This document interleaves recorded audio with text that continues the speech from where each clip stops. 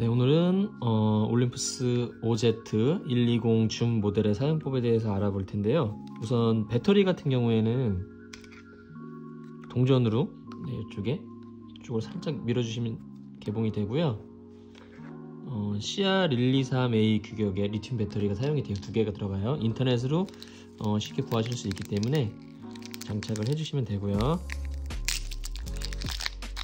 이렇게 새 걸로 교환을 해주겠습니다. 그리고 필름을 넣는 법부터 해서 사용법에 대해서 한번 알아보도록 할게요. 네, 옆쪽에 레버를 위로 올려주시면 필름실 개봉이 되고요. 네, 필름을 이렇게 꽂으신 다음에 쭉 잡아당겨서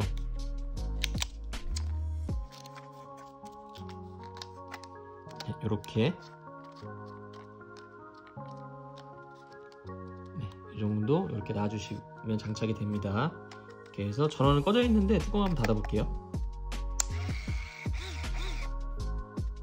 모터 소리가 빙빙 났잖아요. 전원을 켜주는데 전원을 키는 방식은 좀 특이해요. 여기 끝에 후레쉬 끝에 보면 여기 손잡이가 있거든요. 요거를 앞으로 밀어주시면 네, 여기 렌즈 캡이 열리면서 개봉이 되고요.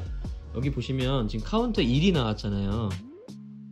네, 카운터 1이 나오면 제대로 필름 장착이 된 거고요. 만약에 1이 안 나오거나 뭐 깜빡거린 거라 그러면 필름 장착이 제대로 안 된 거거든요. 그럴 때는 필름실 다시 여신 다음에 필름을 다시 제대로 장착을 해주시면 됩니다. 네, 너무 짧게 누셨거나 너무 길게 누면 필름 장착이 안 되거든요. 제대로. 네, 이렇게 해서 필름을 다시 장착을 해주시면 되고요. 네, 전원을 껐다 켰을 때 이 상태가 오토 모드예요. 어두우면 후레쉬를 켜주고 밝으면 후레쉬를 꺼주는 오토 모드인데 네, 촬영하는 방법은 이렇게 셔터를 살짝 눌러보세요. 반 셔터라고 그러거든요. 살짝 눌러보세요. 네, 그러면 네, 위에 빨간불은 후레쉬 충전이 됐고 후레쉬 사용 준비가 됐다라는 걸 의미하고 밑에 초록불은 초점이 맞았고 촬영 준비가 됐다라는 걸 얘기해요. 이 상태에서 네, 꽉 눌러서 촬영을 해주시면 되고요. 만약에 후레쉬가 필요 없는 밝은 환경일 때는 후레쉬 빨간불은 들어오지 않습니다. 반 셔터 눌렀을 때 이렇게 초록불만 들어오고 이 상태에서 네, 꽉 눌러서 촬영을 해주시면 돼요. 네, 좀 셔터 소리가 좀 특이하죠. 반 셔터로 초점 잡고 꽉 눌러서 촬영해 주시면 되고요. 근데 너무 가까이 있는 거는 보시면 초점을 못 잡아요. 이렇게 깜빡깜빡 거리죠. 네, 그렇기 때문에 사물과의 거리를 한 80에서 1m 정도 띄워주신 상태에서 초점을 잡아야지 잡을 수가 있습니다. 너무 가까운 거는 초점을 잡지를 못해요.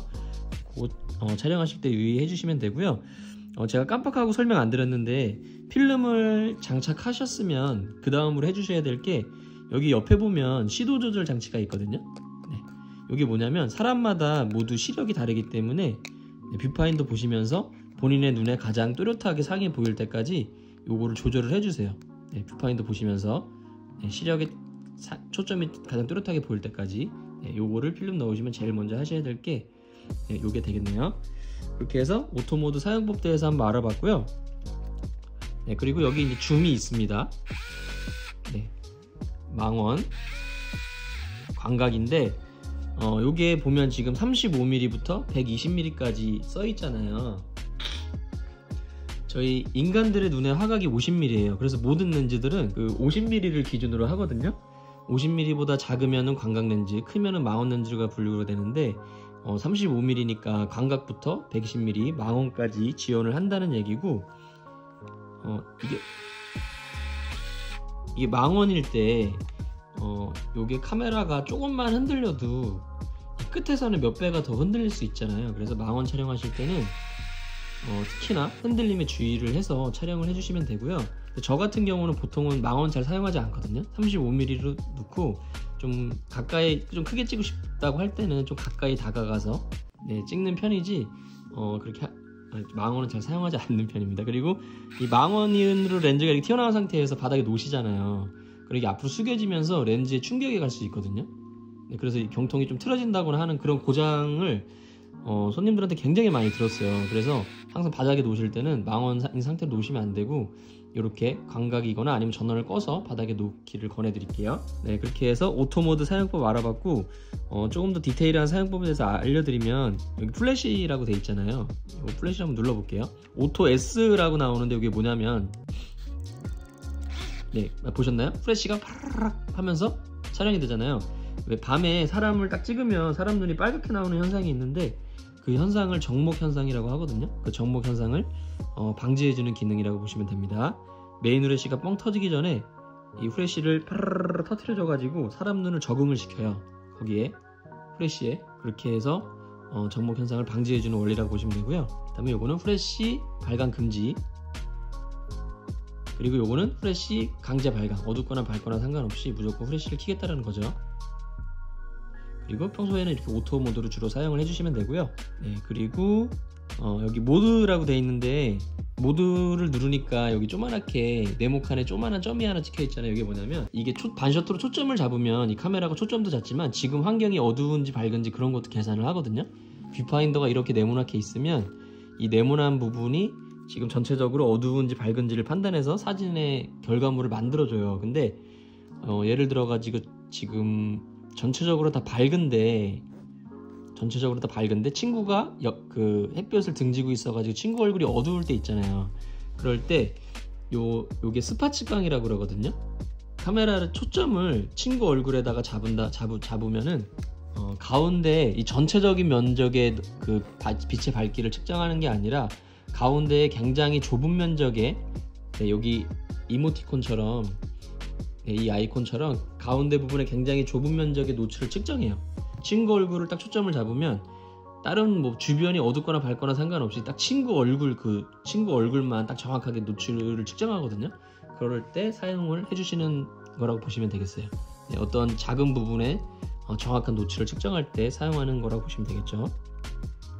그리고 요거는 인물 모드, 그다음에 요거는 야간 모드, 그리고 요거 C는 연사 모드예요.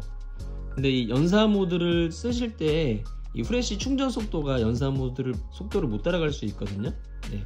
그렇기 때문에 많이 이 카메라를 연사를 쓰시지는 않을 텐데 그래도 연사 모드 사용하실 때는 후레쉬를 오프를 해두신 상태에서 셔터를 누르고 있으면 네, 이런 식으로 연속해서 촬영이 됩니다. 네, 이렇게. 그리고 여기 무한대 모드가 뭐냐면 제가 만약에 카페 안에 있는데 친구가 카페 밖에 유리창 너머에 있어요. 그럴 때 반 셔터를 누르면 초점이 유리창에 가서 맞을 수 있잖아요. 이런 수동 초점 카메라들은 렌즈를 돌려서 제가 원하는 친구에게 딱 초점을 맞출 수 있지만 이런 자동 카메라들은 그런 기능이 없잖아요. 그렇기 때문에 이 무한대 모드로 놓고 촬영을 해주시면 그 유리창 너머에 있는 더 멀리에 있는 그 친구에게 가서 초점이 맞거든요. 이게 아마 무한대 모드가 6m 이상은 무한대 초점으로 맞을 건데 그런 이제 6m 이상의 초점을 맞춰주는 그런 무한대 모드라고 보시면 되겠어요. 그런 수동 카메라들의 그런 수동 초점 기능을 좀 보완해주는 기능이라고 보시면 되겠죠. 이쪽에 보시면 이쪽에 보시면 파노라마라고 있는데 이게 뭐냐면 파노라마를 이렇게 돌리시고 뷰파인더를 한번 보세요. 네, 그러면 뷰파인더 위아래가 까맣게 가려지면서 마치 와이드한 파노라마 사진을 찍는 것 같은 효과를 주거든요. 네, 위아래가 까맣게 가려지죠. 그래서 실질적으로 와이드하게 뭐 이렇게 막 아이폰처럼 이렇게 찍는 건 아닌데 필름이 있으면 위아래를 가려줘요. 그래서 가운데 부분만 찍히기 때문에 마치 넓은 사진을 찍은 것 같은 기능을 해주는 간이 파노라마 기능이라고 보시면 되겠고요. 그리고 지금 이쪽에 보시면 쿼츠 데이터라고 되어 있잖아요. 눌러볼게요. 모드 버튼 눌러보면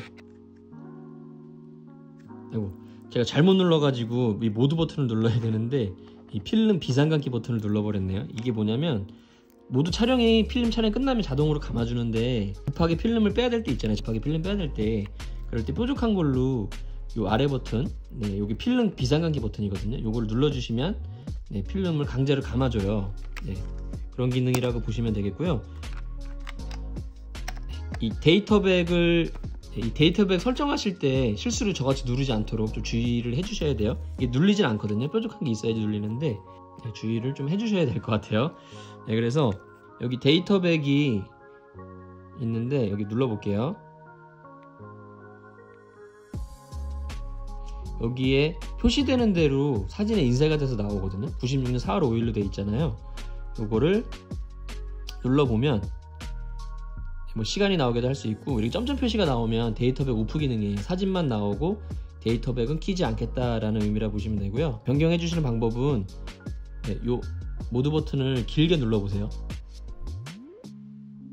길게 누르면 지금 연이 깜빡거리잖아요. 그거를 이 세트 버튼으로 변경해 주시면 돼요. 23년 그리고 모드 버튼 다시 누르면 월이 변경할 수 있죠. 이거를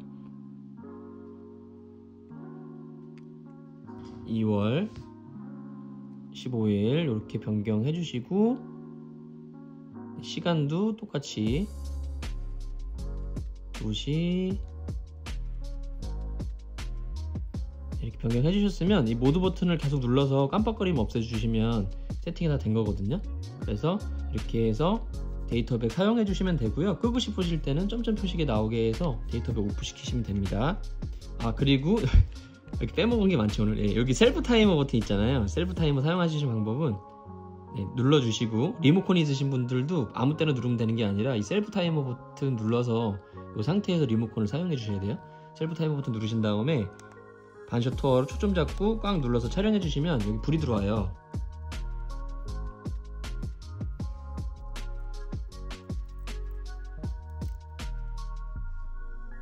대략 한 8초에서 10초 정도 되는 것 같아요.